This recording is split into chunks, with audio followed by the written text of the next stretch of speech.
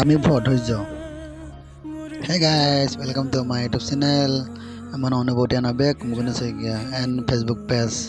আহকচোন আজি দিনটোত আমি যান্ত্ৰিকতা পৃথিৱীৰ সৈতে জড়িত কিছুমান কথা পাতোঁ। আজিকালি মানুহবোৰ হয়তো প্ৰায় মানুহভাৱে ধৈৰ্য বোলা বস্তুটো একেবাৰে কম, কিয়নো মোবাইল যেতিয়া পাইল তেতিয়া মানুহবিলাকৰ ধৈৰ্য বোলা বস্তুটো একেবাৰে কম হৈ গ'ল। তুমি মই আমি সকলোৱে আজিকালি মোবাইলৰ প্ৰতি ইমান আকৰ্ষিত হৈ গৈছোঁ, যদি লগত দুজন মানুহ বহি থাকে, যদি মোক কিবা এটা প্ৰশ্ন সুধি থাকে, মই সেই মানুহজনৰ প্ৰশ্নটো মোবাইলটো চাই কওঁ, মুখলৈ চাবলৈ সময় নাই, ইমানেই বিজি যে আমি বহুত ডাঙৰ চাকৰি কৰোঁ।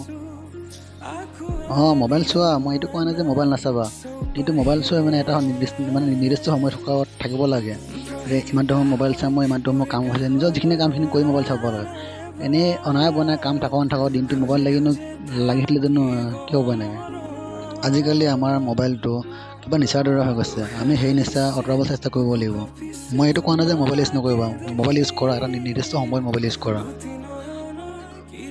মোবাইলটো কোনো বেয়া বস্তু নহয়, কিন্তু আমি মানুহবিলাকে মোবাইলটো বেয়া কৰি লৈছোঁ, ব্যৱহাৰ কৰিব নাজানো বাবে। মোৰ মনৰ কিছু কথা ক'লোঁ, যাতে কোনো গাত পাতি নলয়। ধন্যবাদ।